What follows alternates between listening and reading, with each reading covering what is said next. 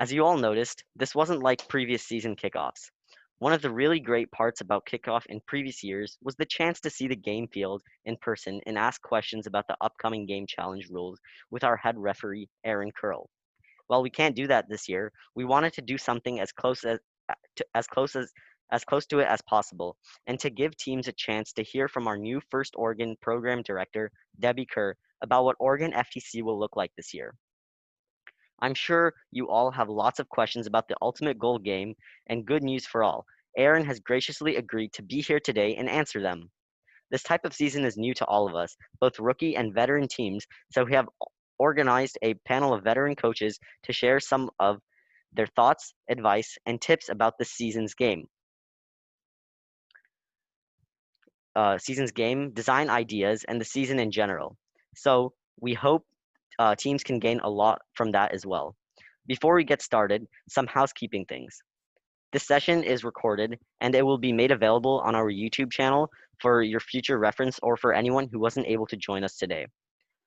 Because we have quite a few people, to avoid any background noises, please keep yourself on mute when you are not speaking. If noise does end up becoming an issue, we'll have to mute everyone from our end, and then you'll have to unmute yourself before you speak.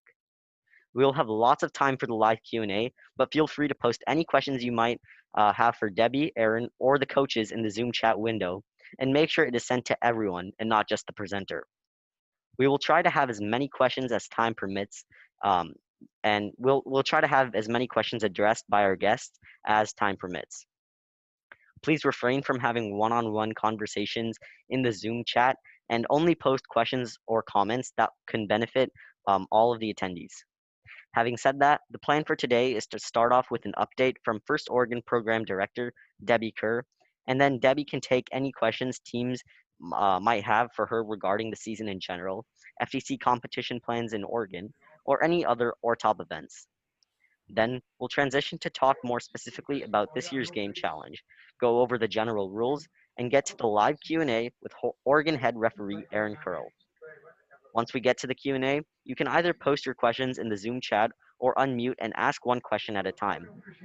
When you ask your question, please start by stating you and your team's name.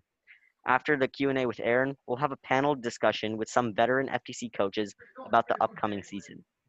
So without further ado, let's get started by welcoming First Oregon's Program Director, Debbie Kerr. And also note that Debbie is currently in the middle of the wildfire evacuations, and she had to evacuate on Thursday. In the midst of all this, she's able to join us here today, so thanks a lot. Debbie, over to you. Good afternoon, everybody. Thank you to RevAmped Robotics for hosting this live Q&A session. Thank you for Aaryn for coming to answer your questions as you discuss the game rules and what things will look like for your robots and for your teams this year. I just want to take a few minutes and talk about what the FTC season in Oregon is going to look like. If you attended our brainstorming session a couple weeks ago, this information is going to sound very familiar. First off, there are a lot of FTC teams are school-based, and with that, we have gotten permission, and lots of other partners as well, to extend our FTC competition season this year so that teams that are school-based can still join us because we are going to be bumping out our tournament schedule. So whereas in a normal season, you would be competing in your league starting in November, that is going to be bumped back until closer to February, March timeframe with state championships in April or May. And as everyone saw, since first championship is not happening until the end of July, that still gives us plenty of time to do that. So teams that can meet now, great. Teams that can't, we're going to try and keep you engaged with some workshops. First Fair will likely be the first of those. This upcoming week, we'll be announcing those dates. Our kickoff for First Fair will happen on October 3rd. And there'll be some live events that we'll have some live speakers for that event. But it will just kick off the beginning of our resource library. And we'll be able to show you what is available. This event is going to be for both our First Tech Challenge teams and also our First Robotics Competition teams.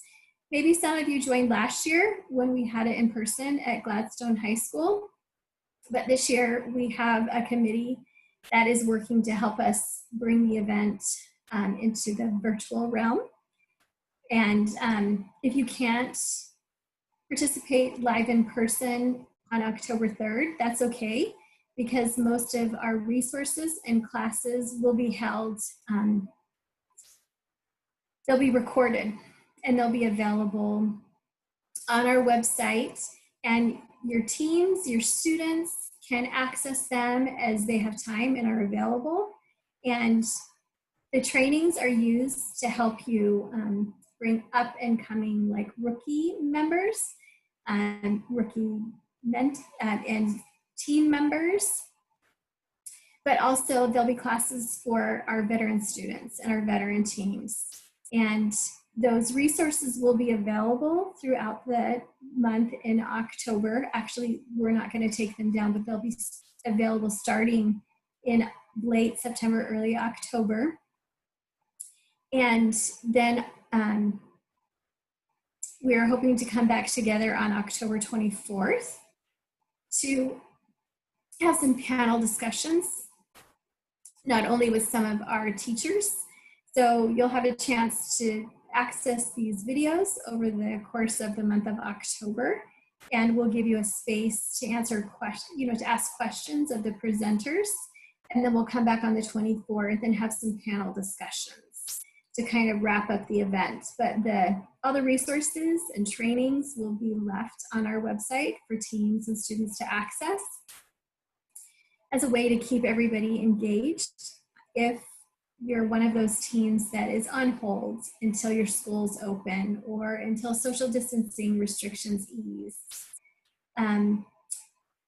The other great thing about this season is that even if we are forced to hold our tournaments remotely, entirely remotely, First has created a remote hub for us so that you'll have a way to upload your scores and your videos of your robot runs.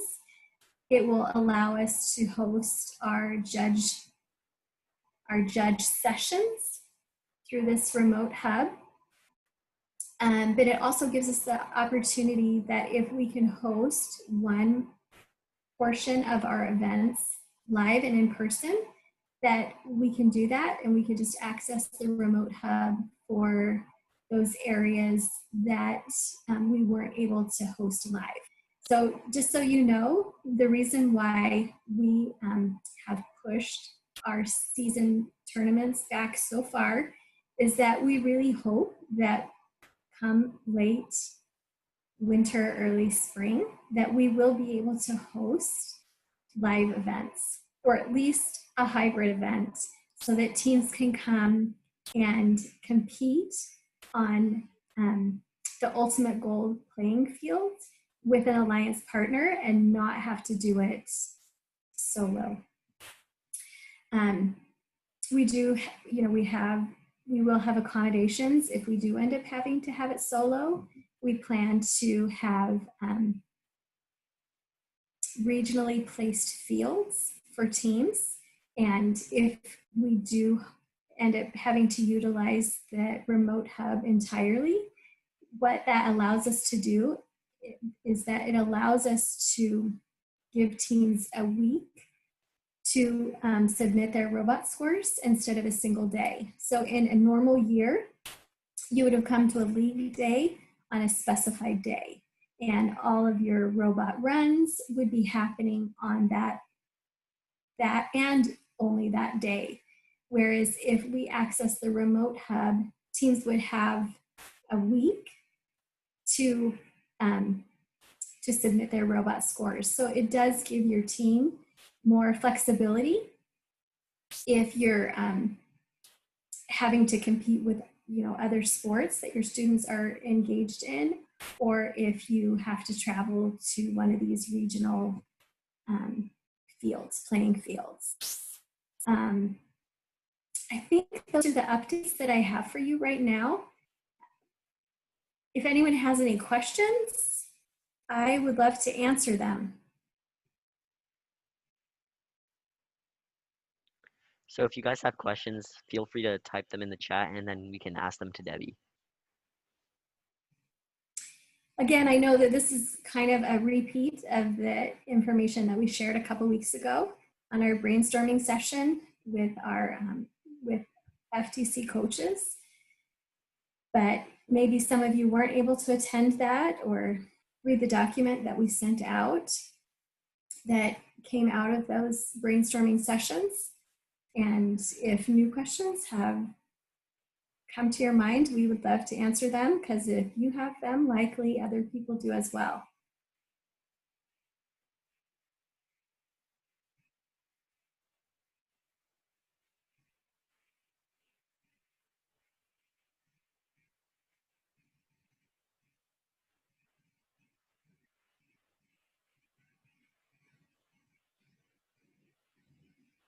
And again, if anybody has questions, yeah, please type them in the chat.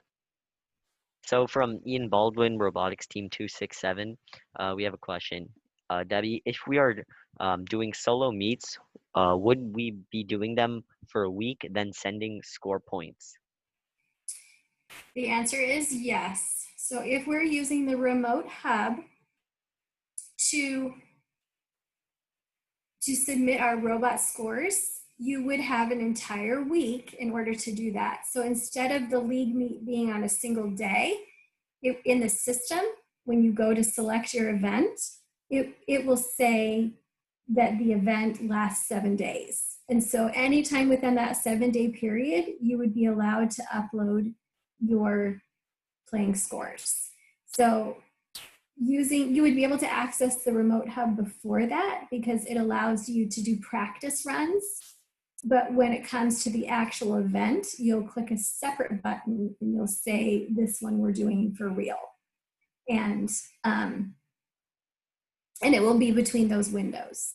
So yes, you really will have 7 days, and we will structure as a league meet. We'll structure things, we'll structure teams into leagues. I think maybe I saw a question about that. Will we be doing league meets? Yes. And if we're entirely remote, you may have teams in your league that you never competed with until you got to state championship. So when it comes to league meets in a remote system, it's going to give us a lot more flexibility to place teams. Is it possible to have FTC leagues for teams starting in February? So yes, there will be. We do understand that some people are meeting now, and they're going to be chomping at the bit to compete as soon as they can, and so we will be mindful of teams that want to start sooner, but that won't be before February. February will be the first opportunity that teams will have to compete in a league-based system. Thank you, Debbie. I think we also have one more question from Ashiki Nag. When should teams start practicing in person? So you need to follow your social distancing restrictions within your county. So we don't want anyone to break any rules. COVID-19 is a real thing, and it is a real concern and a real threat. So we want your team members, we want your mentors, we want your families to stay safe. So please meet in person as social distancing restrictions allow. Thanks, Debbie. That was great. And again, thanks a lot for taking the time to join us today. I hope the situation in Oregon City improves soon and you are able to get back to your home. Thank you. So I noticed there's maybe one more question. Sorry, I noticed one more question. From Stefan Ledgerwood, can you talk a little bit about the robot inspection process if we are remote? So, Stefan, that is still a big work in progress. We have not finalized that yet, but we're still listening to guidance from FIRST.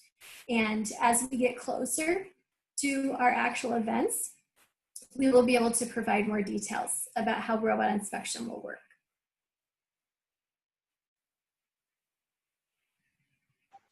Okay, thanks for that, Debbie. Let's now transition, actually, yeah, we still have a little bit of time. If anybody has any more questions, we're gonna wait for a couple. Okay, question from John Wang. So if 6 matches are scored, how will the team's overall score be calculated? So in parentheses, the best score, average, etc. So that's a good question. I'm going to have to write that one down and get back to you. I do know that when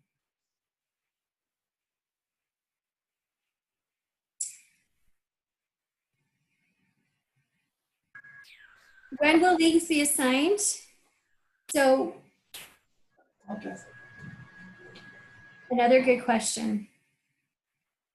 We will likely put the teams that have already registered into a single league or in multiple leagues, and then we will just continue to add leagues as teams register. That's what I would expect. So if you're a team that's already been registered, I would expect that you would get assigned to a league by the end of October. Thank you. Was there another question that I missed or didn't answer? I feel like we had a couple that came in.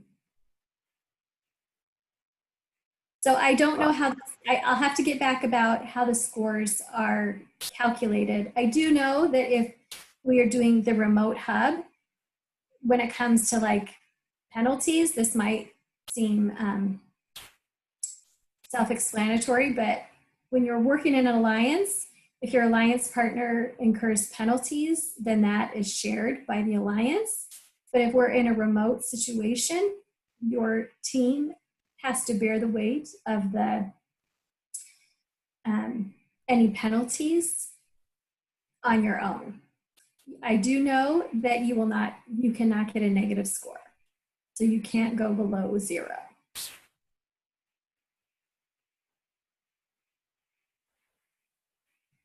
Again, if there are more questions, just, okay. So from Stefan Ledgerwood again. So shooting in the wrong goal would do what exactly if we are remote? Okay, yeah, we can come back to this question when we go over the live Q&A with Aaryn. I think that's great. And again, I know that I'm kind of in a unique situation because I'm not in my home, but any questions that are not answered, I would love it if you would send them to me and I will get answers, and I will make sure that we share them with the community.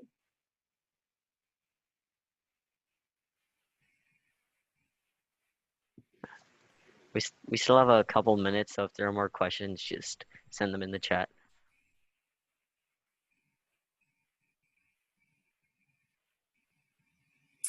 So while you guys are thinking of questions, I just really want to encourage you again to let your teams know about October 3rd and our kickoff to First Fair.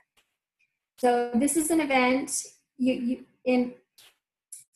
historically, FTC has had training at Benson in October. And last year we combined the FTC training and FRC training to a single day. And we received lots of great feedback about it and suggestions of what classes to add for next year and changes people that attended wanted to see. And so our committee has listened to those recommendations, and we've added as many classes as makes sense for a virtual platform. But we feel like there's going to be a lot of great resources that are going to be available to your students and your teams. So where is it going to be taking place? It's going to be a virtual event. So we will be sending out a link that you can share with your teams. There will be a portion of it that will be live. And we're trying to have some fun special guests to come be part of our event. And we do have some confirmations, so some commitments, so we're excited about that. And we just think it's going to be a great way to kick off the season, especially for those teams that aren't able to meet yet, and keep the students and the teams engaged. Okay, thanks, Debbie. And I think we have another question. Are all the tournaments league play this year? No, we will accommodate teams that just want to participate in a qualifier. Okay. And another question from Sarah from Team 18466. About when would the qualifiers be? I would expect them, if we start league play in February, March, I would expect qualifiers to be March or April.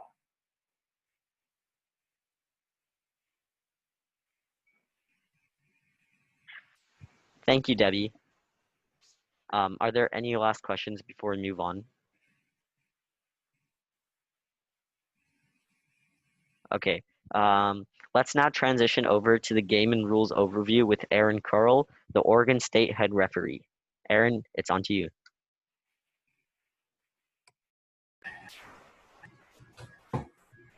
So should we start with the video? Okay, let's start with the game reveal video, and then we'll hand it over to Aaryn. The game is played on a 12-foot square playing field with a foam tile floor and 1-foot-high walls. 5 unique navigation images are located around the field perimeter. At one end are 2 tower goals, each containing 3 alliance-specific goals with return racks. Between the 2 tower goals are 3 red and 3 blue power shot targets. There are 2 red and 2 blue taped start lines, and 3 red and 3 blue target zone goals. Red and blue tape squares indicate starter stack locations, and a white launch line divides the field. Outside of the field walls are the 2 alliance stations and 2 human player stations. The primary game element is a ring, approximately 5 inches in diameter and 3/4 of an inch thick. A match is played with 20 rings. There are 2 red and 2 blue wobble goals. These can have rings scored onto them and can be moved for additional scoring. Before each match, teams place their robots on the field, touching the front wall and over one of their alliance's starting lines. Each robot must be touching or be in possession of a wobble goal. A robot may possess or touch up to 3 rings. After the robots are in position, field personnel will randomize the starter stacks into one of 3 configurations. This determines which target zone goal is active in the autonomous period. 0, 1, or 4 rings correspond to target zone goals A, B, or C, respectively. Unused rings are stored in the human player stations to be deployed to the field at the start of the driver-controlled period. The players and field are ready. Each match begins with a 30-second autonomous period. During this period, there are a number of ways for teams to score using only pre-programmed instructions and sensor inputs. Delivering a wobble goal to the correct target zone earns the Alliance 15 points.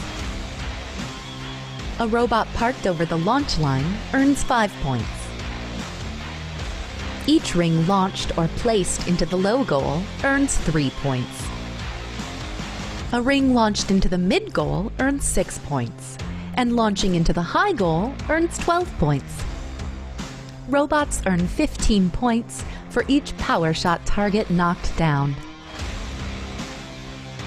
Robots must be completely within the launch zone to launch rings into the mid goal, high goal, or power shot targets.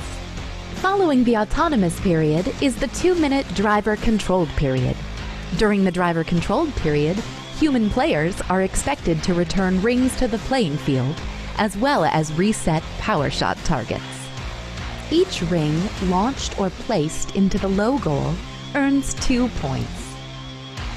A ring launched into the mid-goal earns 4 points. However, rings launched into the opposing alliance's goal earn points for their alliance.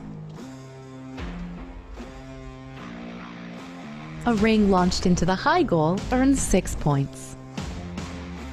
The last 30 seconds of the driver-controlled period is the endgame.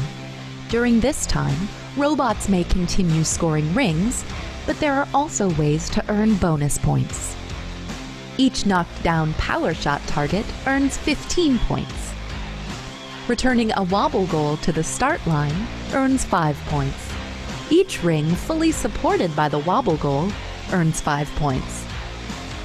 If a robot lifts a wobble goal over the front wall into the drop zone, its alliance earns 20 points. There are many ways to score in Ultimate Goal, but there are also rules that, if not followed, will deduct points from your alliance. For example, a robot may not block another for an extended period. A robot may not possess more than 3 rings at a time. A robot may not launch rings over the side or front perimeter walls. A robot may not intentionally tip another robot at any time. This has been a brief summary of the Ultimate Goal game. For complete rules, please read the entire game manual and check the Q&A forum. For more information on our remote season, including gameplay and field requirements, please make sure to visit our game and season webpage for the full library of remote event documentation. And always remember the most important rule of First Tech Challenge: gracious professionalism. Good luck, teams, and have a great season.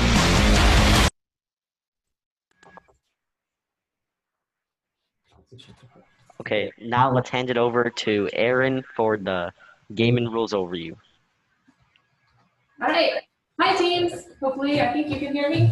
Just want to say hello and welcome to our new, whatever turns into 2020-2021 season. I hope a lot of you watched the official first announcements yesterday, but we also just did a recap and watched the video again. I just want to give a huge shout out. We did not do this event in person. It is something that has been a part of my last 10 years of volunteering at ORTOP, so I miss all of you, but I'm here and RevAmped made this happen, so I just want to really give a shout out to them and just celebrate the fact that we can still be a community, even among this virtually socially distant time in our lives. And I hope that a lot of you are trying to grasp onto things that around you that are normal. And so although doing virtual events or remote events might not be normal, building a robot and executing them on an FTC field, hopefully it is. So let's enjoy it this season. So I did want to go over, we just watched a video, but I just thought I'd step in and say, oh my gosh, what am I going to do? What am I going to do when I first set up? And maybe a lot of you have read the game manual part 2 already, which is my favorite document. But I just wanted to go through and talk about what you'll be doing. So, and then we'll do a quick Q&A. So with pre-match, you actually do set up on some start lines that are marked on the field. They're where the wobble target or the wobble goals are currently laying, but it's just going to be 1 robot per start line, and you are going to be touching the wall. So that seems pretty similar to years past. You also are going to preload, and it's a required, it's not a may. You are going to preload your wobble target, so that means it's touching you or you actually have it loaded into your robot. You can choose to preload up to 3 rings, so that is a choice, and any rings that are left over actually end up in a place where the human player can deliver them later. So that one's fine, and again, that one can be ready, and again, I think it's useful to have it early, but that's up to you. And then the last thing is that we're going to check that you guys are ready, and then we're going to randomize the field. So at the end, near the end of the, or in the middle of the video, you kind of saw we have an A, B, and C target zone. So A is the one closest to you, and then B and C. And it's all based on the dice roll, but it's randomized in the software. And then we have A, B, and C that determine how many rings you get preloaded onto the starter point. So this would be a C example, I believe, because it has 4 rings. Or you can have 0 or 1 ring. So that'll be interesting for your robot to detect. And then we're going to launch autonomous. Woohoo! So the wobble goal, you're going to try and deliver it to the target zone that's defined. So if you put in another target zone, great, that might work for you in another match. But again, you have to be the one that's defined by the randomization. And then you're also going to try and park your robot, park your robot in the launch line.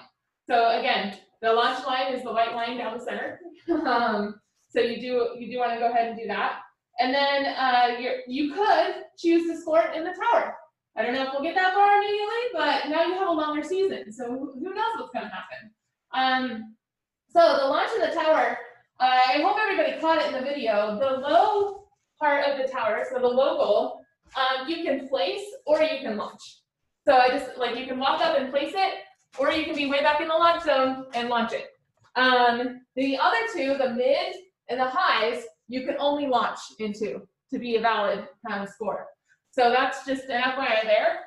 They do call out that to the referee or whoever's scoring your event, maybe it's a team member, will go ahead and score the rings as they land in, but if you score them illegally, you'll get the penalty as well as the score. So that's what's going to happen with that. And then the power shot are just these ones in the center, and again, you want to knock them over with rings.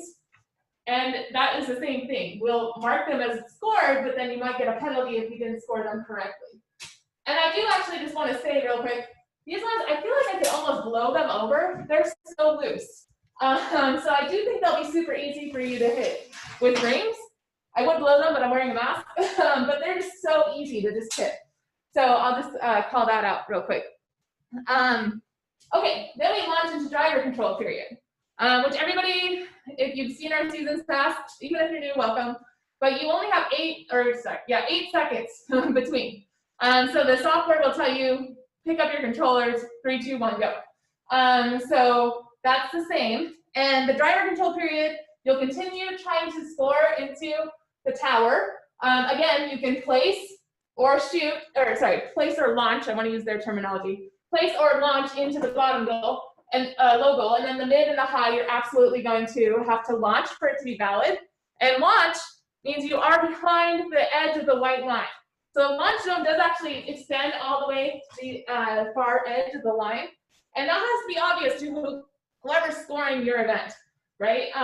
So I just encourage people to make it super obvious that you're behind that line by the time you actually launch towards your goals. Now, if I'm the red robot, technically I can score in the blue goal, in the mid, because it's on my side, maybe it's easy and maybe I missed. That's just going to give the blue team points. You're not going to get a penalty just because you scored within theirs. We'll talk about the difference at remote events in a second. And then, so we're just watching for that. Like, where is it scoring? And where were you when you launched it? And again, if you haven't hit the logo and you're not past the line, that's okay. We count it as a placement and move on. So that's most of what you're doing during driver control. The other thing you might choose to do is if you didn't get a wobble goal, if you didn't get both your wobble goals over the line within the amount of time, within the autonomous period, maybe you just didn't get them over here, you might choose to put them over here because the end game states that in order to score the wobble goal for the end game points, you actually have to, it has to start at the time endgame starts in the launch zone. Or sorry, not in the launch zone, so on the other side of the launch line. So that is something you could choose to do during driver control if you didn't accomplish it during autonomous.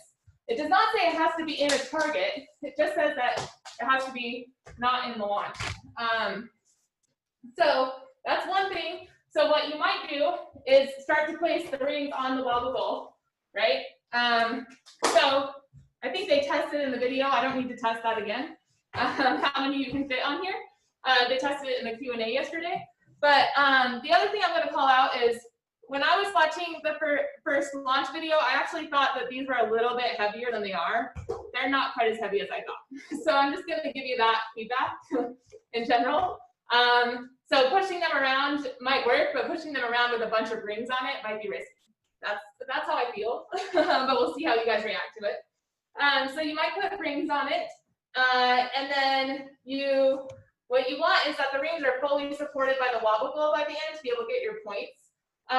So they have an example in the appendix, part of game manual part 2, where if like a robot hadn't quite let go of it, which rings in the stack count as scored and which ones don't. So we'll watch out for that, and I'm sure it'll continue to be clarified on the forum. And then what you can do also, again, if they're already over here and you deliver the wobble goal back to the start line, sorry, my cameraman has to follow me. If you deliver it back to the start line, that's one of your goals and one of your point opportunities. And then the other thing you can do is actually drop it in the drop zone, which is just outside the far edge of the field, which would normally be the audience side. It does say that we don't want you launching it into the drop zone, and you need to account for the fact that sometimes you could damage floors if you throw it over there. So you are just trying to place it outside the field and go from there.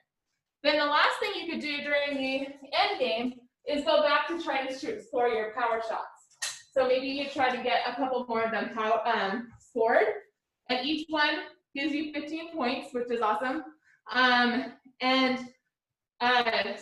then anything that start at endgame already back are not eligible to be scored, but the human player should have been paying attention and trying to get them all ready to be scored by the endgame. So hopefully that's happening. And then that's about it. The main things I actually wanted to call out real quick, because this is my first time being on a field. I didn't get to be at one yesterday, so I'm so thankful to be here today. Again, I pointed out these ones are super loose. And the rings, I don't know if everyone read about them, but they're dense foam, which actually concerns me a little bit if robots are going to run over them a lot, how damaged they're going to get. But I will just let you know, like they're dense, but they are foam. These are not plastic. They're not super hard. I think it's so that you don't damage things as you throw them. That's fine. And then the last thing, if you're a human player, I'll go around back, and you're trying to deliver the rings, this shoe, while interesting and works a lot of the time, what we found is there's actually a couple places inside the sleeve that the rings can get caught up on. And so the manual actually mentions if you do get caught up, I think the other sleeve catches it a little more, but if you do get caught up on the sleeve, that the human player can reach in, but they can't just launch it from there. They actually have to spend the time again to put it back into the shoe. Because the only way that the rings can enter the field from the human player is through this sleeve. So if they do get caught, we don't want you like sitting here banging on it or anything. We actually do want you to like get it out and then deliver it again. And I think you can handle it once you guys start playing with it. Just always kind of push it through rather than just drop it all the time, get it out there. And they will roll a fair amount. Every time mine hits the field, it goes to the far wall. Like I haven't had one stop sooner. So I'll just let you know about that. Like unless something's in the way, but it's got a roll factor to it for sure. Okay, so let's go over a little bit of the differences if you're at a remote event versus an in-person event.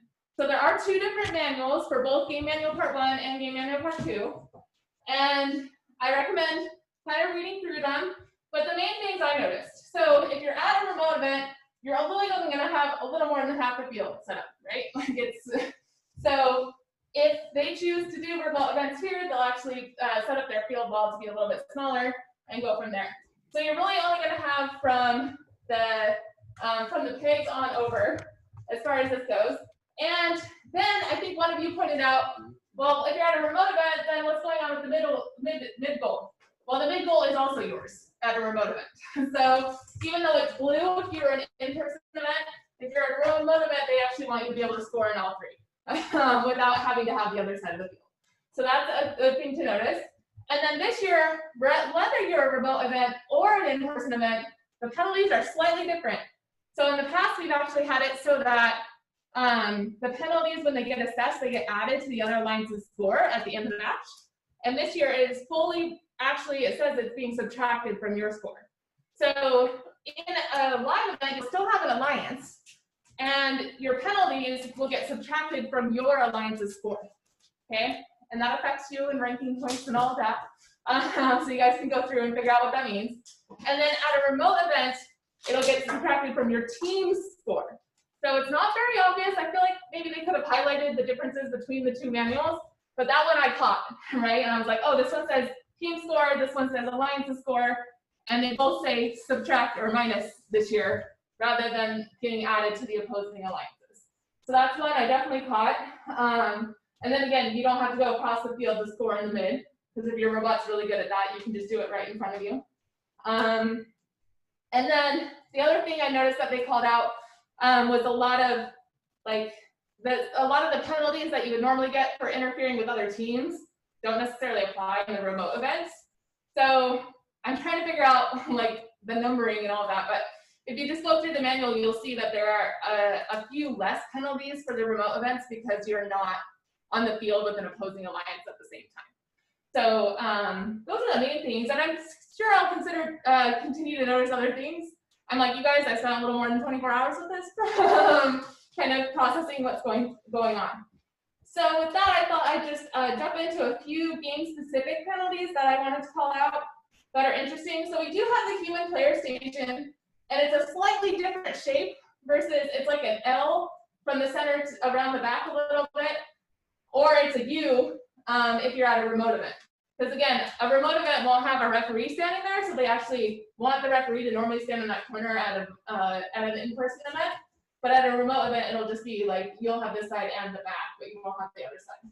So that was one thing. And then the human player, they need to stay within their station, obviously. And then the ring handling, they're allowed to grab as many rings as they want, which is totally different than last year, right? You guys didn't grab as many blocks as you wanted at one time, but you can grab as many rings. You just have to make sure that they go through the return rack. That's what they call it. I keep calling it a chute, but it's a return rack. And then it's the one on your side, right? You're not going over there and doing it on the other side. And that you're not returning rings until driver controlled period has started. So you could end up with a bigger stack of rings out there because of how we randomize and or how your robots chose to preload things. But you just have to figure out how to get them efficiently into the field once driver controlled period starts. You also are supposed to do it rather efficiently. They don't say as fast as possible, they say as fast as practical, which is interesting. I've never seen that phrase before. But they really want those rings to be on the field and you're not hoarding them and getting some strategic gain from them.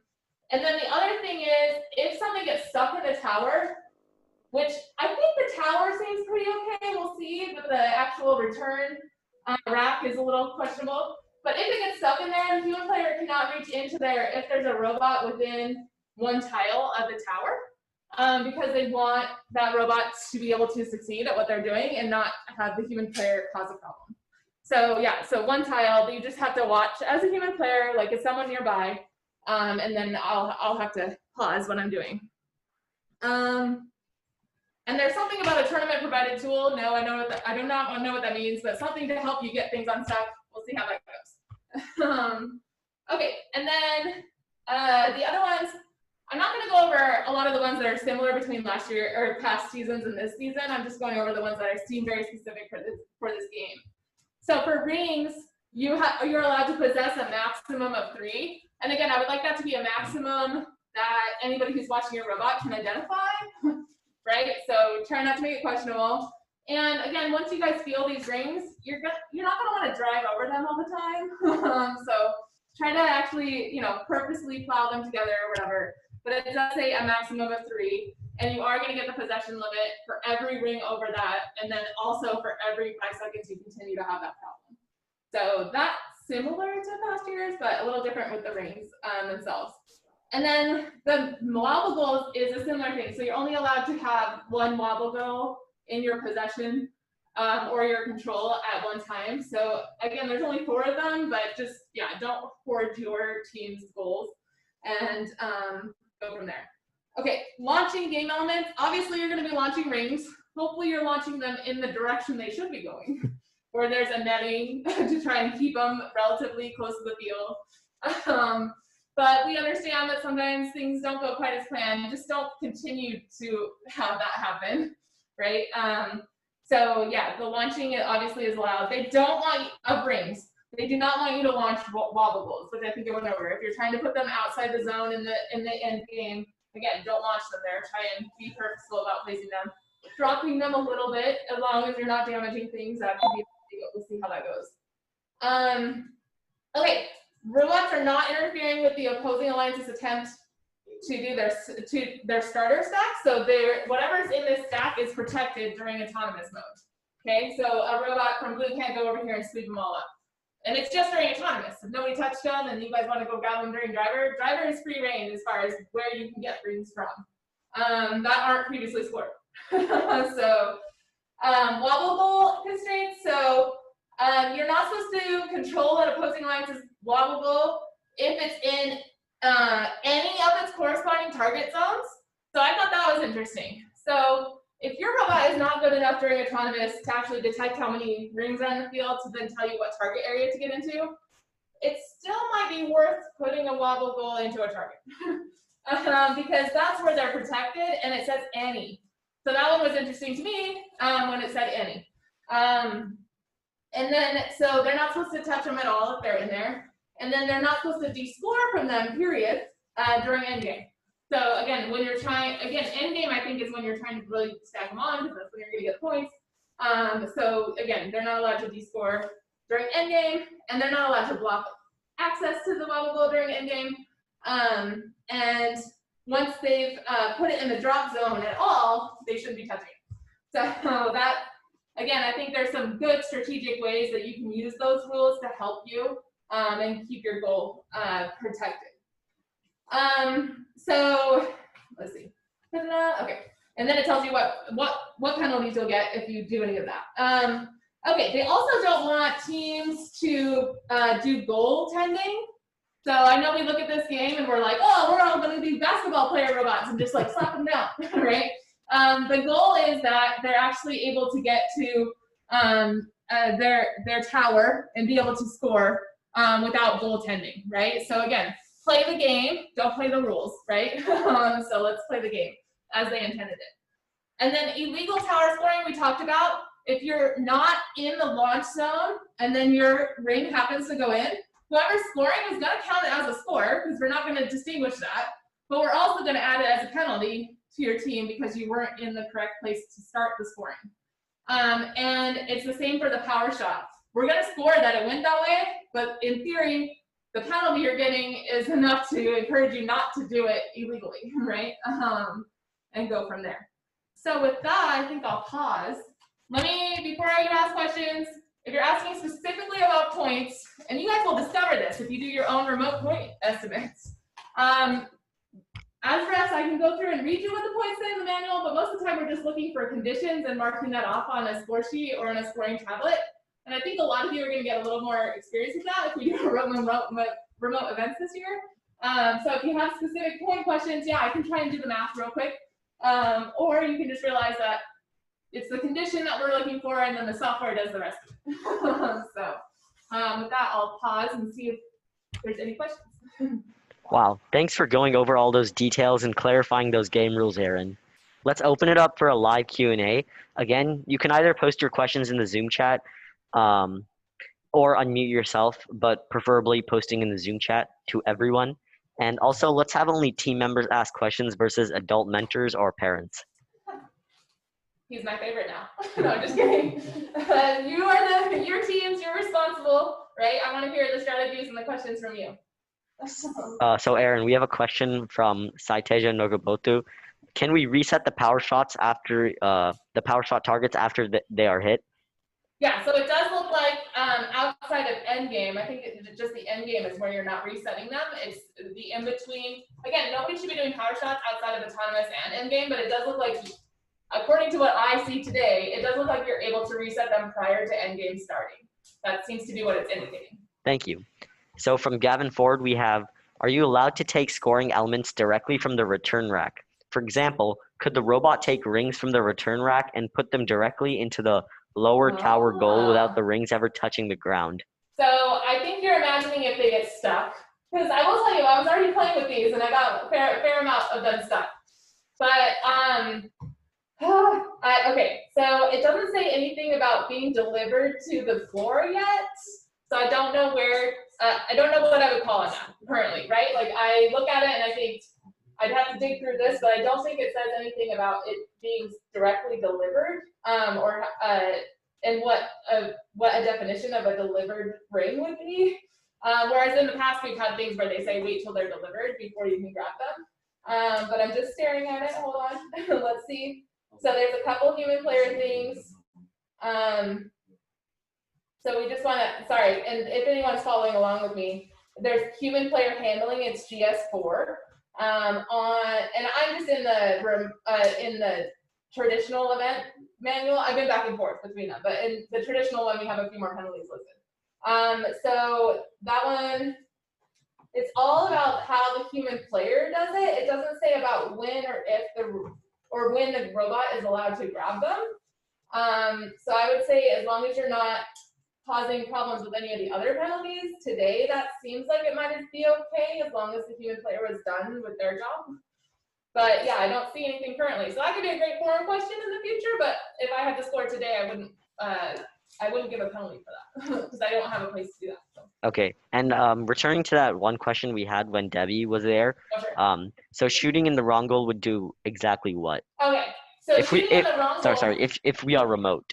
Okay, so there is no wrong goal if you're remote. I don't know if anybody caught that. In the remote game manual part 2, when they show a picture of the playing field, all of this side is red. They don't have the intermediate blue. So that's the only thing that, it doesn't specifically call it out necessarily, but the picture is a little different. So as far as I can tell, there's no current wrong goal if you're a remote event. Okay, and from Ashiki Nog, when you start off at the beginning of the game with the wobble goals, does the wobble goal have to fit in the 18 by 18 box? So good question. So I think we're asking, so if you go back to inspection and you're starting the match, you're supposed to start with your robot in the 18-inch cube. Again, I'm kind of applying what we've done in the past, and I didn't see anything specifically that changed it. The game elements themselves don't have to fit in that 18-inch cube as well. That I've seen, right? Again, I'm taking from years past, and I didn't see anything this year that changed that. So. Then from Ian Baldwin, we have, can rings be placed on the wobble goals during autonomous as well once you place the wobble goal? So I actually thought this one would be asked, and so I kind of was going through. As far as I can tell, you can place the rings early. Let's go, sorry, I'm going back to the Endgame wobble goal constraints. So it's just, okay, they're not interfering with the opposing alliances, and then they're not destroying. Everything says opposing alliances. Oh, sorry, there is one. See, we found it together. So not place rings onto wobble goal except during endgame. So, and it looks like that one is also going to be addressed with G30, but so that one is a GS9, and again, I'm in the traditional game manual of page 25. So it does look like they want you to start the rings on the wobble goals later. And you have a little bit of a concern because if you want to do the full stack, you can only do 3 at a time because of your control possession limits. So I would look at that GS9 on that one. So that kind of ties into our next question from John Wang. If the robot is in possession of a wobble goal, do the rings on the wobble goal count as part of the three ring limit for the robot? Okay, and I think, again, there are some similar rules to past years, and it does look like if it's already a scored item, that's probably where that falls, that situation, like it's technically scored if it's only supported by the wobble goal and you're just pushing it or dragging it or whatever you're doing to move it around. I don't think it counts towards the possession, and I think the design of the game is that, again, the ones you're actually physically putting on, but once it becomes scored and you stop touching it, I would question when you push against the wobble goal, you also have your robot push up against the rings. That could be a little questionable to me because technically a ring is not scored if it's still in contact with the robot. So I just watch out for that one, and we'll see if it changes in the forum. Okay, from Sasha Fefilova, do we have 1 or 2 wobble goals in a remote tournament? It does look like there's still 2. Sorry, let me just double check it because you guys asked. If I go to the remote events, my favorite page because I was staring at it for a long time. Yeah, so it does have 2. It's page 7 of the remote events game manual part 2 that has all the red of the tower, and then still the 3 red lines, still the white line, and the 2 red wobble goals and the 2 red start lines. So it does look like you are getting everything. You're just getting it in a 4x6 version of the field. Okay. So. And then from Abhishek P, can you have an arm over the launch zone and score points in the middle and top goal?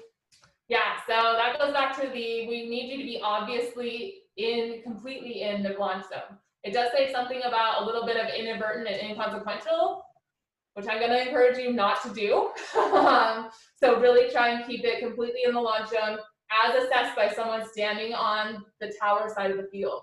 So just make it super obvious and you won't have a problem with that.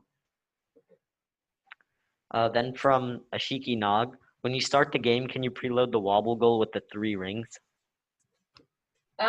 So that one is not answered. The way I view it is you would be setting something into a scoring position currently. So I would want to discourage that. And technically, it does say that you're not supposed to put rings on the wobble goal before end game. So I think that's the one I would point to. But maybe they designed it so you could do that. But I would point to that, not before end game. And pre-match is technically a part of your stepping up to the field. And so doing that during pre-match would count, or would be a penalty, right? Okay, thank you. And from Parthiv Nair, can a robot start with the wobble goal protruding outside the field during the start of autonomous? Okay, so your robot has to be contained in the field. And our goal is that game elements themselves stay within the field. So I would kind of point towards that general rule that we're trying to keep the game elements. Technically, you're not removing them, though. So I guess I would say question mark. And again, I would probably lean towards the G27 as being the feel of that rule, trying to keep everything within the field. So you guys, some of these, I knew this would happen. Every year it happens on the FTC kickoff. I love these questions because then I can start thinking about what you guys are doing. But it also means that we need everybody to be active in the forum. Yes. So, okay, and the next question from Ian Baldwin, I think it's a repeat, so we'll skip that. It's just saying, can you have the wobble goals outside the field? And then next from Eric Ma, it says, if we were playing remote, should we block off the middle of the field, or is the whole field still in play? No, so the whole field is not in play. So the way I see it is you actually do want your field to have an edge of it's going to be the 4 tiles across the top near the goal, or sorry, near the tower, and then it's going to be the 6 tiles down the middle. It does have a few things online about whether you need the perimeter wall or not, or whether you can just have an edge.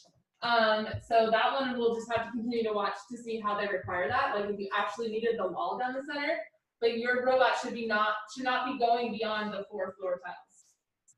So you cannot play with the other parts of the field. And it actually does change a little bit of the numbers of rings that are introduced. And in case nobody caught that, that's in the remote events game manual part 2.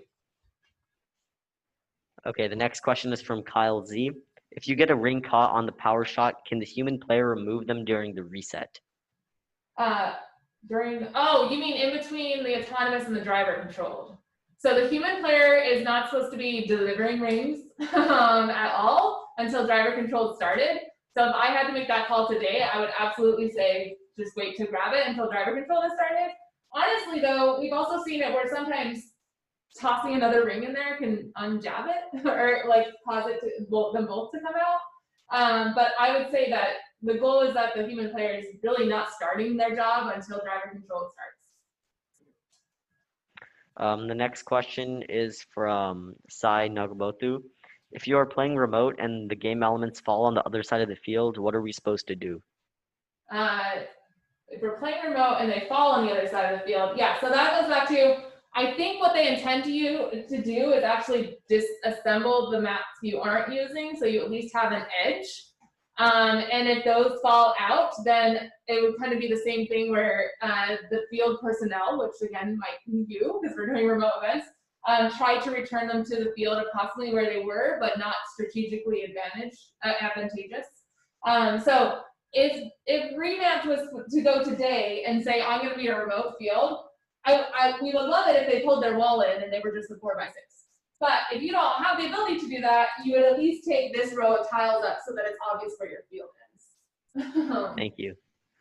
And from Ian Baldwin, if we power shot the rings and they end up outside the field, do those count as penalties or no points? Okay, so the power shot, absolutely. I think, again, they put a net here, and I hope that it catches most of them, but we know they can go over. You're lucky you have a human player back there.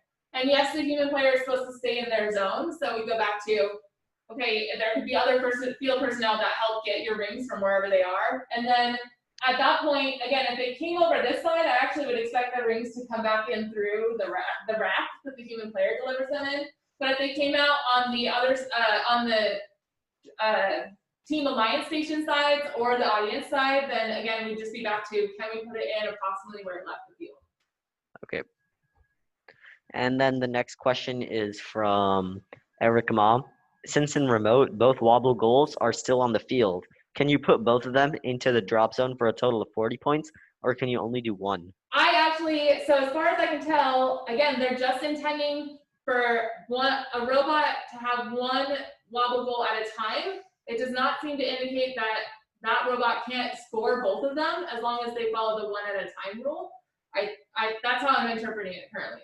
So I think that's actually part of the reason they left two on the field to challenge you to do that. Okay. I think those are all the questions. Let's wait for another minute. If anybody has more questions, feel free to type them in the chat. And while we're waiting for those, so I'll just call out. So yeah. Game Manual Part 2, well, Part 1 and Part 2 are both your friends. This year, there are two versions of them, one for remote and one for traditional, so keep up to date on what that looks like.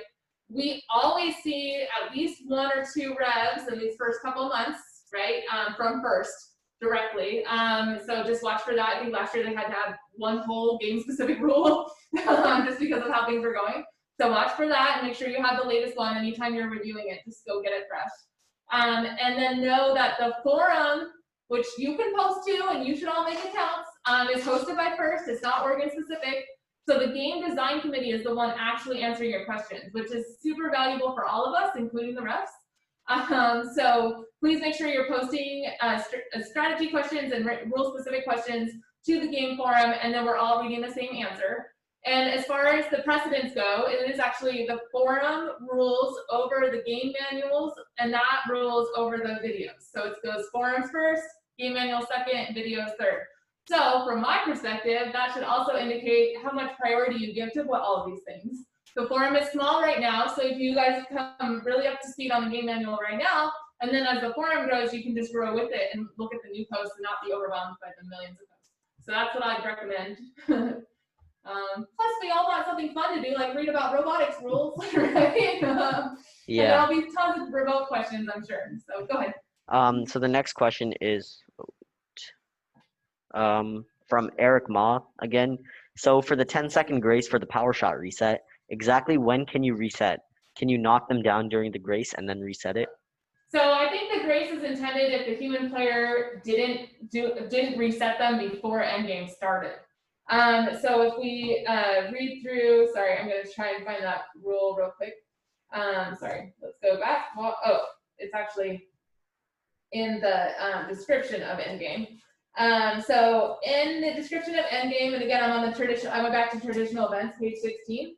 So, so each power shot forward is a 10-second. So then the B, 3B, it says power shot targets that start at the end of Endgame that are already back are not eligible to be scored. Human players have a 10-second grace period following the start of Endgame to reset the targets. I think that one is for the ones that started back and they forgot to change. But you're right that it doesn't specifically say that, again, it does say start back, right? So that's kind of where I'm at. I think the intention of this rule, and again, you can choose to try and play the rules or ask the question in the forum just so you don't get this incorrect, but the intention of the rule is if the human player forgot to reset them at some point, they can reset them real quick at the beginning of Endgame if they look down and see that they're not where they want them. But I think the maximum number of power shot score you should be able to get is 3. And once we get the scoring software, you should be able to test that. Like if it lets you put 4 in for the end game, then maybe that does mean you're allowed to do that. But the software actually does try and block things like that they know shouldn't be possible. So I will watch for that too. Okay, and the next question is from Winston Tang. Is there any rule about preventing one team from hoarding all the rings, such as stacking all of them on your wobble goals in Endgame? Yeah, so if they're putting them on their wobble goals and they're doing it by following the 3 control possession limits, unfortunately, you are out of luck. But the one thing I will say is that the control possession limit is written in such a way, and I think people have seen these in the past in the game-specific rules, that you actually don't hoard them either, right? So it does actually define plowing, it defines controlling and possessing, and it defines the rings supported by, right? So the supported by rings, it does say it's exempt from, but again, I need it to be not touching a robot too, right? But the plowing through and then controlling or possessing, it actually, like again, it goes back to, we want people to be able to play the game, but if you're just so fast at gathering rings from wherever they are and putting them on your wobble goals, then you're playing the game well. If you actually have to hoard them all into a corner and then grab them from there, then you're going against what the GS6 is entailing. So. And I think let's have this as our last question from Neil Surya. What would happen if in remote play a ring is shot above the field net and bounces back in? Would it be recovered? How would it be treated? How bouncy are the rings? Bouncy is a good question. So let's test that situation first. So I'm just gonna like slam it. Hopefully your robots aren't like crazy. But because they're foam against foam, it's really like, yeah, like if you get it right in the right position, you can get a little bit of a bounce, but I don't think you're gonna get insane bounce from it. My cameraman's gonna try too. Yep. So it kind of goes maybe a little bit above the perimeter wall, but not too far. So if you shoot it over, and I imagine you shoot it over because you're aiming for these, right, or whatever. If it bounces back in, well, first of all, how did it bounce back in? Is it because you have a wall in your remote event and it just bounced off? I don't know. But I think again, it returned to play. I don't think we'll stop you from that. Again, the goal is that once they exited the field, the human player is putting them back in the field. But I'm not going to penalize you because you have to set up your field right next to a wall. So I don't see a way we can really enforce that. If you're at an in-person event and it bounces back in, I'm still like gonna be shocked that it bounced off someone's forehead. Like I don't know. At that point, I think we'll just move on and know that it's a rare case. Okay, thanks Aaryn for those in-depth answers. We will now have our coaches panel discussion. Let's introduce our coaches. So from Team Revamped Robotics and Overcharged, we have Zhunquin Wang. From Tobertech, we have Milton Kokubun. From Team Short Circuits, we have Bin Zhang. And we have Terry Alexander from Hillsborough High School, coaching 3 teams, Split, APT, and Juntos Unidos. And from Team Anything is Possible, we have Edwin Parks. So let's start asking these questions. So let's start off with Zhunquin Wang. First off, anything that caught your eye in this year's challenge? Yeah, oh, yes. This year's challenge, there's one new addition. It's very important to every team, which is the engineering notebook portfolios. It's a 15-page summary of your engineering notebook, and it is set, judge. If you do a good job of a portfolio, judge will skip reading your engineering notebook. So you have to put quite amount of information to advertise your teams, advertise your season's activities, and try to catch their eyes for it. And this is one thing, it's very important, which is new. The second thing, obviously, is the ability to launch any of those donuts, the rings. And basically, this is the number one capabilities. If you can do it well, and it really helps you in all the aspects. So you can use it in autonomous mode, and you can use it in teleop mode and driver control period, and you also can use it in the end games. That is I think, should be the focus of your developments. I will let other coaches introduce what their thought. Thank you, Zhunquin. Milton Kokubun from Tobertech, would you like to comment? Yes. this year, this is one of the rare times when the game element is a squishy object. So it's a little bit more tricky, I think, because traditional collection mechanisms might not behave the same as you're used to. So it adds a little bit more difficulty also to the shooter as well. If you're going to shoot the ring, since it compresses a lot, you might have to design for that specific aspect of the ring. I think that the collection could also be pretty difficult to do this year because of the flexibility of the game element.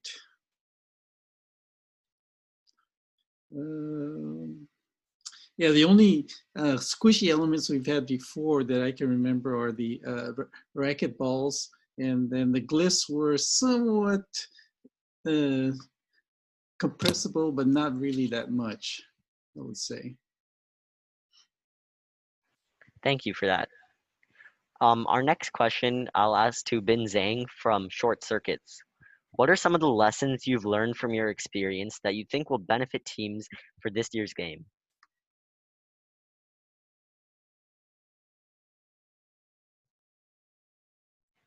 Bin, are you here? Yeah, sorry. Oh, okay. Can you hear me? Yes.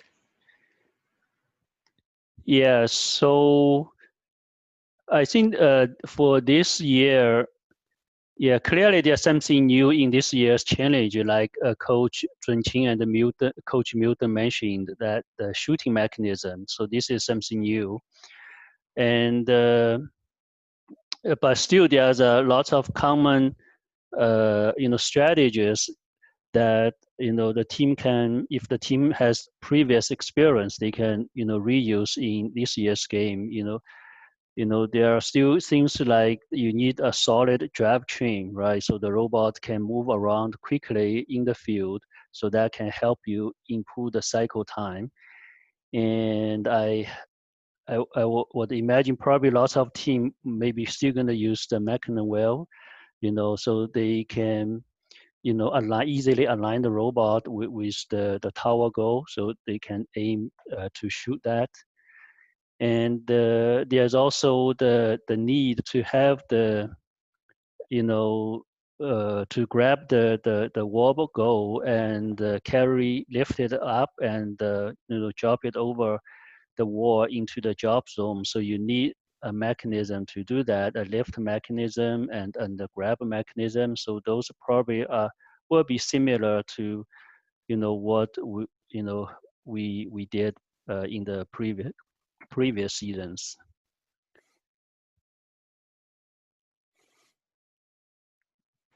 Thank you, Bin.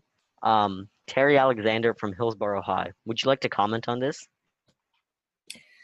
Well, I'm a teacher and school starts tomorrow, so I'm going to have to say I haven't spent a lot of time thinking about the design aspects. But with the help of my coaches and mentors, we have been putting some thought into how to hold meetings remotely. So that's kind of where, and I'm happy to take any questions on that if people are struggling with it. We're figuring it out as we go.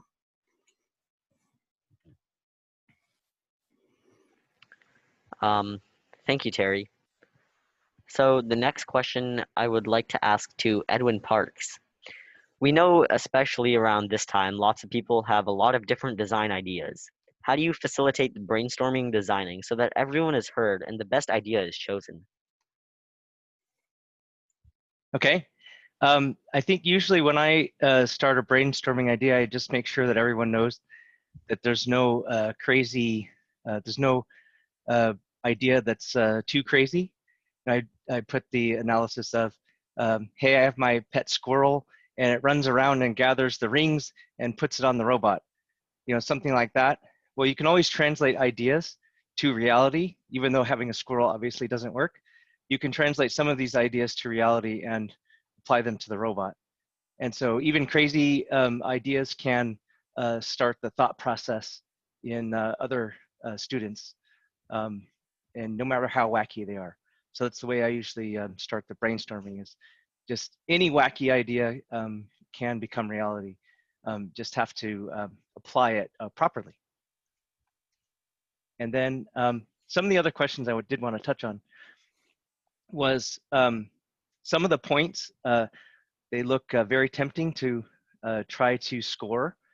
And you always have to look at your probability of scoring and rate at which you could score. And that was something that was introduced to the team last season, was how efficiently and effectively you can do something. And so if you can do a lot of something, and even though it scores less, you might be able to do more points than if you did something that scored a lot of points, but you weren't able to do it very often or very effectively. Very good point, Mr. Edwin Parks. Zhunquin Wang, would you like to comment on this? Oh, yes. So after the brainstorming, then one of the most important thing actually, I think, is prototyping. I would like to emphasize the importance of the prototyping. Prototyping for the team members, it's so important to their growth of their capabilities. If I've been so many years, some team members become very capable team members, and some are not grow that much. The difference is maybe in once upon a time, the successful team members will have a successful prototyping. So they, at that particular moment, they gained a lot of confidence, and there's a really good feedback, the teams to provide towards them, and then the team members will feel be important parts of the teams and help the team achieve their goal and receive the respect from the team members. And that is, that says, the importance of prototyping. And as a coach, and I would like to facilitate team members to do the prototyping. And I will help to take off the barriers. And because the prototyping, it involves your resource.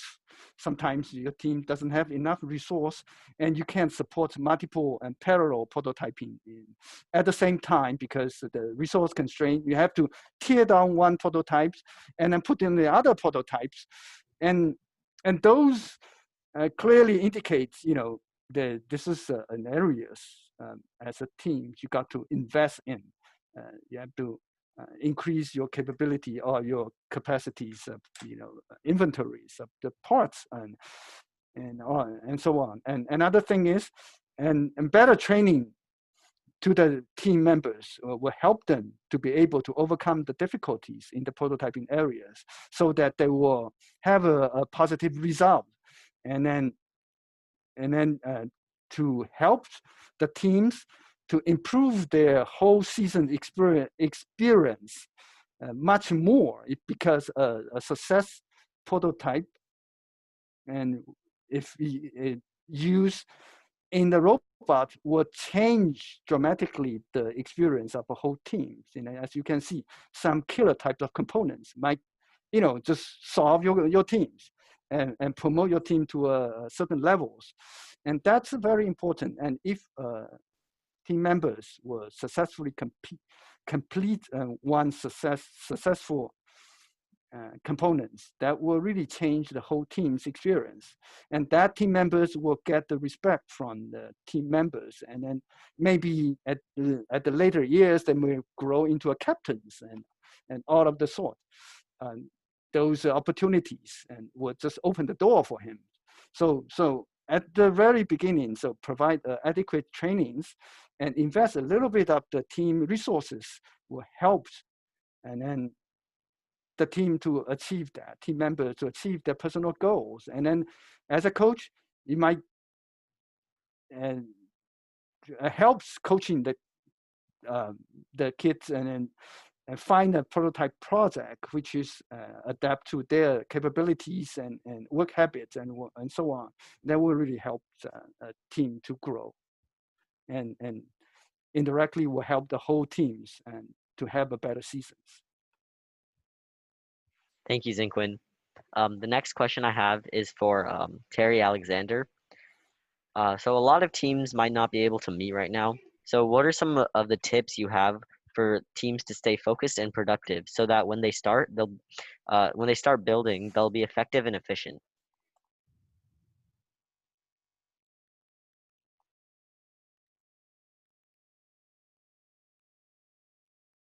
Terry, are you here?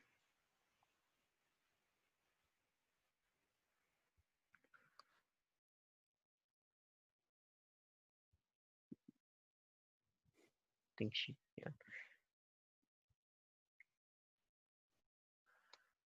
Okay, so I'll just direct this question then to Milton from ToberTech. Okay, well, we have been meeting remotely over, I think, Google Meets and Zoom. And because of the social, we can't really get into our our workshop at the school. Our coach, Wan Shu, has been shuttling parts to different houses. Different members are building things with the parts provided, and generally it gets passed to the next, person in the chain when they have to work on something else. So that's the way we've been doing it.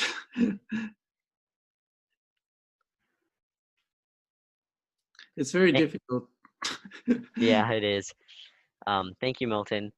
Terry, I think you were on mute. That maybe that's why we couldn't hear you. Do you want to comment on this as well?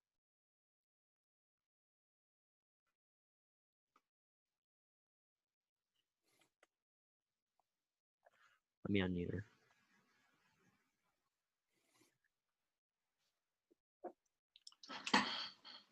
Okay, I guess we'll move on.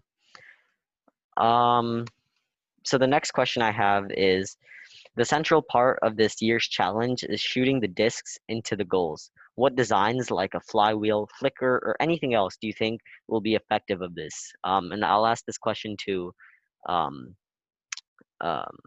Edwin Parks from Hillsborough High, or Edwin Parks from Anything Is Possible. Sorry. That's okay. So I think there will be different strategies. I think the flywheel might be difficult with the sponginess. It depends. So flipping might be one good way to do it. I have some experience with flipping for my disc golf, where when I get close to putting, instead of tossing the frisbee into the goal, I use a flipping technique, and it's actually quite effective. So there may be something to do there. So I think teams will have to experiment as to what works the best, but it sure would be fun. Thank you, Edwin. I would like to take a quick pause here and thank Bruce Schaefer for attending today's session, especially in this challenging and virtual world. I would really like to thank him for attending our post-kickoff Q&A today. Bruce, do you have any word of advice for our teams today?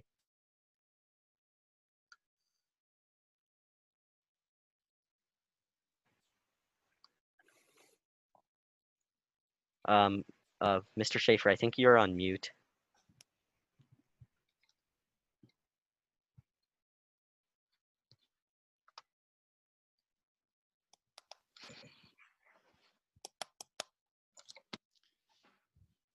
Okay, we'll come back to Mr. Schaefer. So I have a question for Bin Zhang. So this season will look a lot different than previous seasons, both in the game and with the competition, outreach, and everything in general. What are some tips for new and veteran teams navigating a remote season? Well, that's a good question. I think just like many other teams, we are facing this challenge, probably the first time. So like Coach Milton was mentioning, it's very hard to do in-person meetings, and so one strategy, we try to do in our team is try to, improve and do more on the CAD design because, especially with tools like Fusion 360, you can do the entire CAD design in the cloud and easily share those designs, across different team members. Once you have a solid design, you can start ordering parts and build those parts, at your own place. So that will help reduce some of the in-person meetings. And another strategy we try to use is try to keep the team small. If at late stage we have to integrate all the components together, we have to meet, and we will try to, create a small, sub team, and so and that way we can, reduce the some of the risks. So that's some of the strategy we try to play. But like I mentioned earlier, this is all new for us, probably for pretty much everyone else. So we are still, learn and try to adapt to the situation as we go. Thank you, Bin. Zhunquin Wang, would you like to comment on this? Oh, This new yes. season?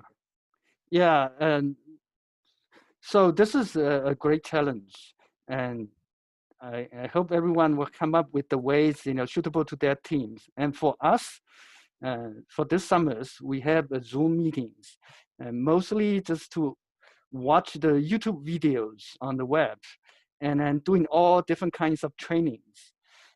Watching YouTube videos is to reflect on the design we have been doing and comparing with the other teams' design, especially those high achievement teams. And we found a gap in our capabilities. We try to realize why we didn't have those ideas at the first place, and what prevent us, to have those effective design. And we sort of starting to get some ideas why we were not there. And this is one thing, the one goals for us from the watching the YouTube videos. Another thing we've been doing was the trainings. We done remote CAD trainings, and we just like Coach Bin saying, that is very useful, and we want all our team members to be able to do the CAD design, and we have some new members joining, so it's important to get them up to the speeds. And some old team members, they know a little bit of CAD design, but they are not a proficient users, and this is the opportunity. So we wanted to train them to be a proficient users. And also the programming. In the past, not all the members have opportunities to involve in the programming, and this is a good time since it's more remote, and we will change our focus into more of those CADs, more of the training programming, and we were able to do some Zoom trainings. The way it was is, so we have team members, teaching team members, and not me doing the teaching. And then they will have a homework assignments for them to do, and they will upload those their assignments, and teachers, student teachers, we'll download them to the robots, and then we have a Zoom to watch them how they work. Some very successful, some with some minor issues, and then we'll able to point out the issues and correct them, and have them submit the assignments, and then we test them again. That's how we been doing the programming. And then I also complete the 3 weeks of the machining trainings. We have a small groups of people coming, and less than 10, and so that to satisfy the social distancing requirements. And as you can see, I'm also wearing my mask because we are doing the streaming here, and we have less than 10 people, and this is how I been able to do it. And with in the garage, with the garage door opens, and then have more air circulations. So, and we were able to complete the trainings, the machine trainings, and then for the kids, so that they know how to use bandsaw, they know how to do the drill press. Those are basic skills. I think they will start to be able to do the prototyping I was just saying, because a successful prototyping, they have a direct impact for their growth and confidence in the future. And a good team members, successful team members can grow all the way to be a captains if they are doing all these tasks well. So it's an areas, and as a coach, we need to really hand-holding kids to get a great start. That's what I wanted to say. Thank you, Zhunquin. I would like to take a moment and thank Bruce Schaefer for joining today's session, especially during this tough time. Mr. Schaefer, do you have anything to say, or a word of advice for our teams here today? Just something kind of general, since I've never coached a team. Some of you know I've been involved in robot inspection, and we're waiting to hear what that will involve this year. So my comments are just in the area of think about the core values, think about why you've had so much fun and found it so rewarding in past seasons, and think very creatively out of the box about how to make this season a success for yourself, for your team, and for other teams. This Q&A today is an excellent example of how teams can come together and build value in community, and take advantage of the fact that we can't travel to see each other, so we can see each other by the convenience of technology. I think many of you also know there's a brand new OrgTop wiki that can be a source of information and community. So I'm going to hit enter in chat to give you a link to that if you don't have it, and make sure you have my email address. And if there's any follow-up questions, I'm still here. Thank you, Mr. Schaefer, and once again, thank you for attending today's session. So the next question is for Coach Milton Kokubun on the topic of what are some tips that you have regarding the engineering notebook? How should teams organize and write so it is crystal clear representation of a team season and journey? Well, with regard to the engineering notebook, I think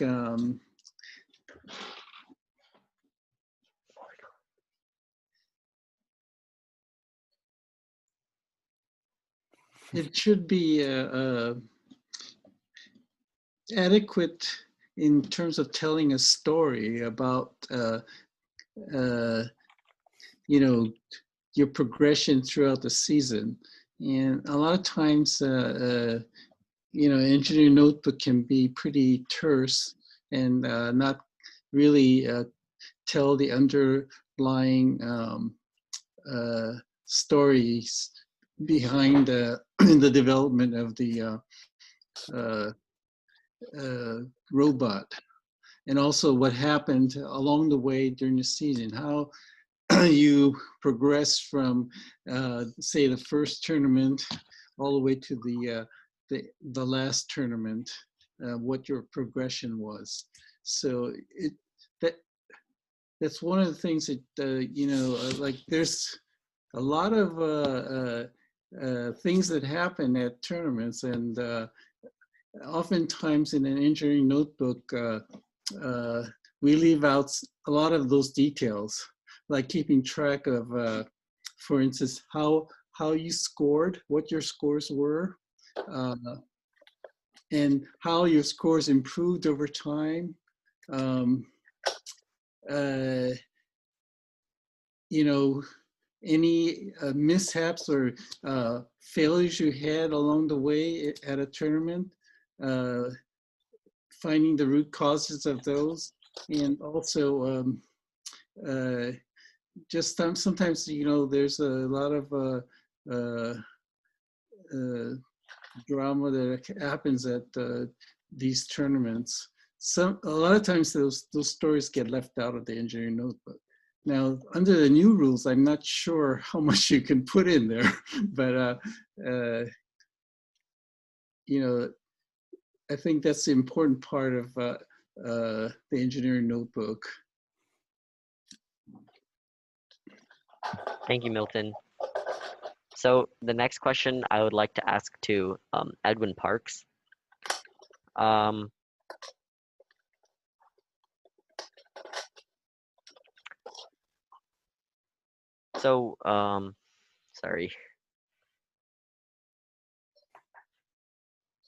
A lot of emphasis was placed on the autonomous portion of the game this year. What do you think will be the key to a high-scoring autonomous? Do you think teams will prioritize a certain task or try to do them all? I think it depends on what you're really good at. If you're really good at power shot targets, obviously you're going to go for those. They're very high scoring. But I would say all teams should at least try something. I've seen a lot of tournaments where the robots just don't do anything. I mean, there's still something like parked is usually a fairly easy thing to do, where it's only a couple of commands that you have to add to the autonomous program that just makes your robot move forward for a certain amount of time or a certain distance that you can easily calculate. And then, you know, that's 5 points. And if you're not doing that as a team, I think you're leaving those points really out. I mean, they're fairly easy to get to just, you know, park. And so I think that, and it's a good place even for rookie teams to start, is to really try something. Always make it a goal for yourself to do at least something. And if it's just parking, that's fine. If it's just driving up to the goal, that's fine. If you can do the wobble goal and delivering it, then do that, but try something. And then make that your goal as a team, is to have at least one thing that you can do during autonomous. If you can do everything and you can get your maximum score, obviously that's better. But for your growth of your team, do something. That's my advice. Yeah, very much so, Mr. Parks. So the next question I would like to direct to Terry Alexander from Hillsborough High. So after one day of the season, are there any designs you think might be good for any one game task? And on that note, do you see any similarities in the tasks between this year and past challenges?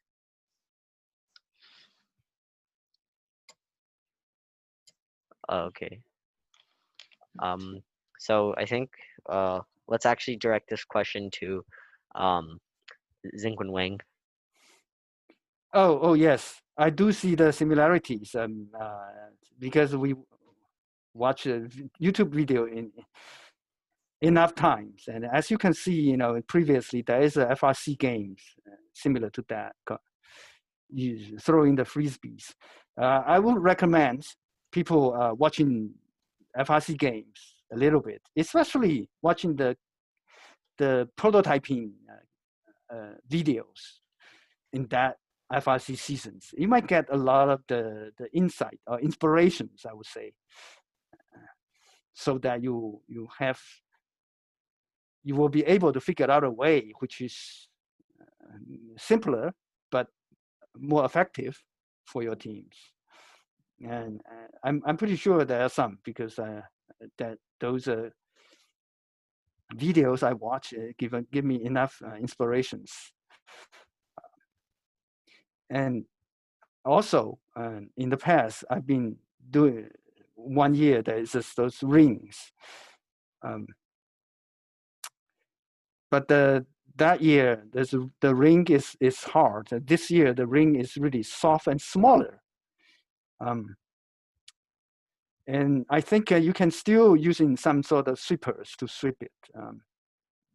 That might work, but we need to do the prototyping to validate the ideas. And shooting mechanisms, you can find out more details from FRC games. They have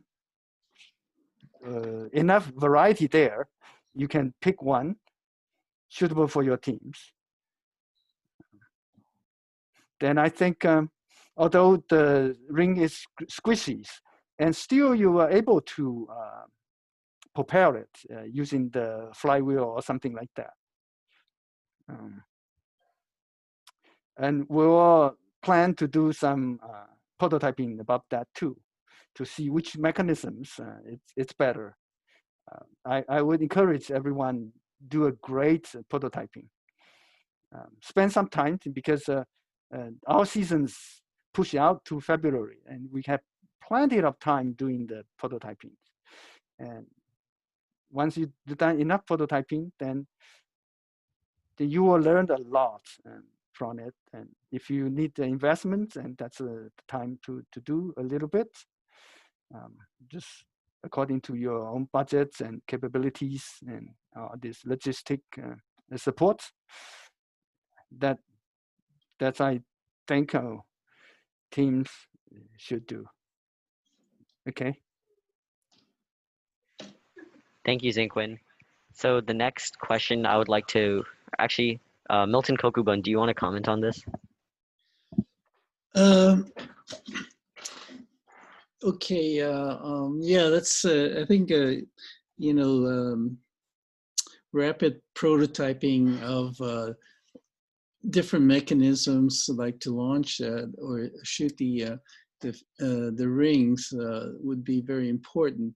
And in a normal season, I would not be a fan of a lot of bringing CAD into that process, because it kind of slows down the process. So I kind of like to see us build a rapid prototype. And if there are arguments about which one is better, I'd like to see more than one, at least two approaches to be explored. And then you can find out pretty quickly which one is going to win out.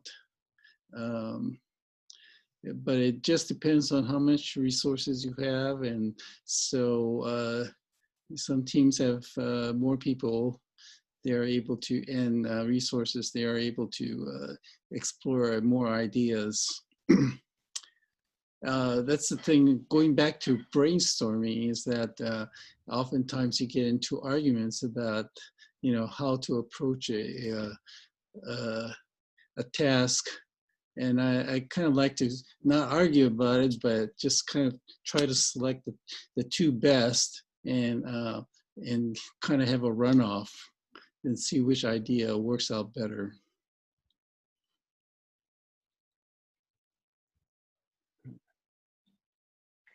Thank you, Milton. So the next question is for Bin Zhang. So by now we know that every FTC season has a vision recognition aspect. This year, though, it's not just a specific target, but a pile of rings on the field. What vision approaches do you think teams should try to use to detect the target zone, the correct target zone? Yeah, I think you are right. We had this vision detection in the last couple seasons. I believe for all the seasons we attend, there's always this vision component.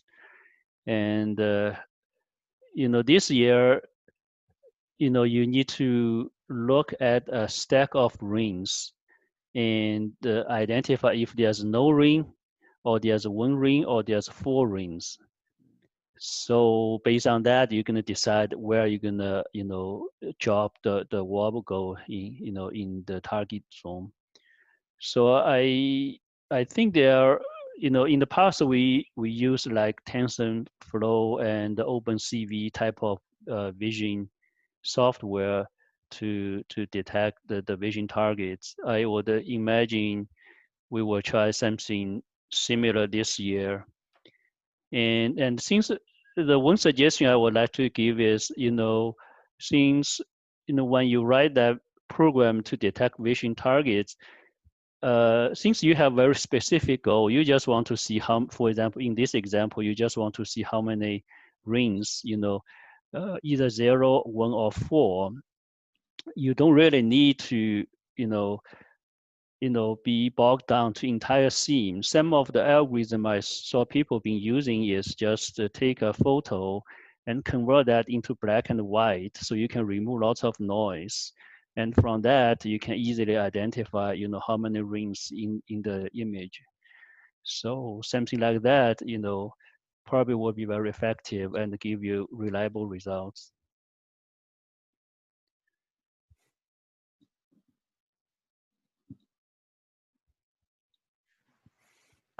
Thank you, Bin. So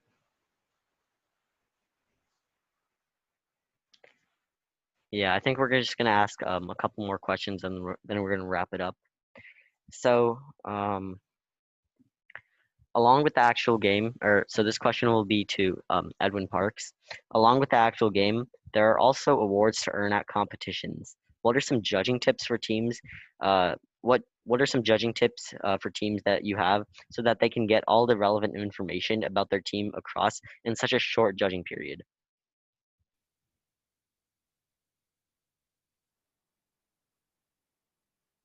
Oh, I lost your audio, so I didn't get the last part of your question. Oh, that's fine. I'll repeat it. So, along with the actual game, there are also awards to earn at competitions. What are some judging tips for teams so that they can get all the relevant information about their team across in such a short judging period? First thing is practice. Practice as a team, practice a presentation that gets the message across that you want to present, and look at the rubrics, look what the judges are looking for, ask other teams that that have experience actually getting these awards, and find out what they did to ensure that they were able to get to that point. But I think practice is very important, and then and being excited about what you're talking about. That's also very important, because judges really like to see that excitement that you have about your work. So that would be my advice. And also another question for you, Edwin Parks. Being the lead hardware inspector, what are some tips that you may have for teams that can ensure that they have a robot that complies with all the regulations? Read the rules is very important. Go through it with more than one person to make sure that you're not glancing over something, and don't rationalize away maybe a violation of the rule. Very much check. And if you have a question, ask in the forums or some other experts as to whether or not this works or not. A lot of the times during the inspection, especially in the early tournaments, you may have some questionable piece of hardware or design. Make sure that you understand, if you get those questions during inspection, or the inspector doesn't quite know how to answer, if it's legal or not, that you get the answer. You should definitely not have something that has a question. And if you have a question about it, you shouldn't really go with that question. But sometimes you have to go with what you have, but just make sure that your safety is number one, I think. If it's something that's safe, but it's a question, you should definitely ask, and then also gracious professionalism. You don't want to go outside of the rules. Thank you, Mr. Mhm. Parks. So I think that's almost all the questions we have. So I would also like to thank Jason um, and the teams from Washington, Robo Eclipse 11138 and High Definition 18225 for attending. And just thank you for being here to have this experience with us. And with that, coaches, any last thoughts that we haven't gotten to yet? Just feel free to unmute your mic and start talking. So, and other coaches pointed out this is a speed game. Yeah, you have to shoot as many as possible the rings. So the design of your robot should be able to handle the flow. Like, you wanna collect in one side or shoot out on the other side, or you wanna collect and then turn and then shoot. And these will actually, if you done it right, it will help you speed up. As I noticed, the rings will go all the way to the back, across the field to the back, and stop near the wall. So you might want to intake from the front and shoot it from the back, something like that, and do some prototyping, and then to validate that whether this is right or not. Yeah. Thank you, Zhunquin. Aaryn, do you have any last comments?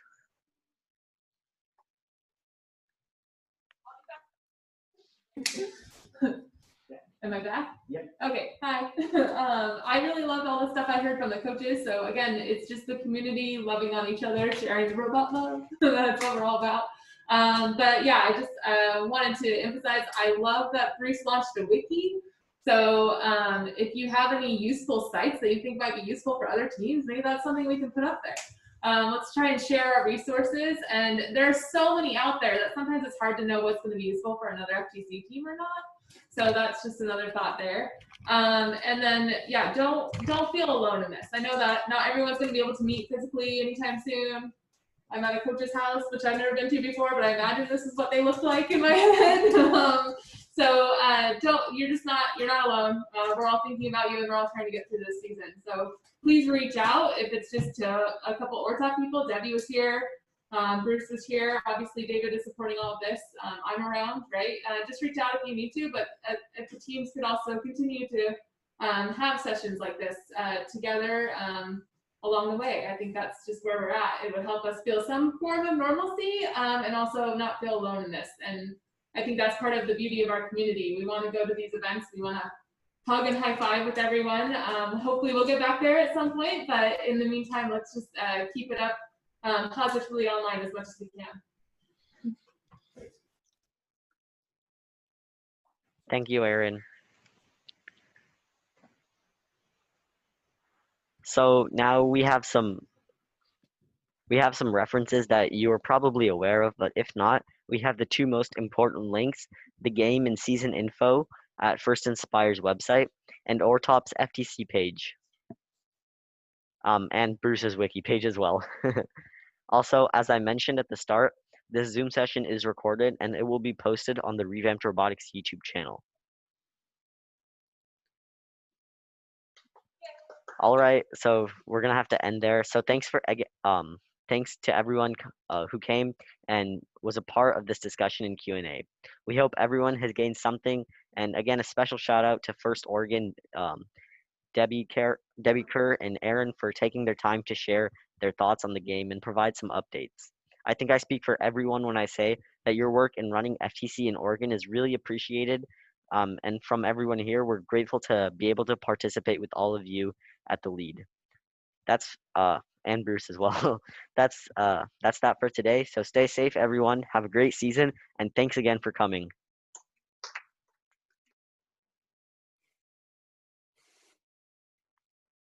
Thank you for hosting.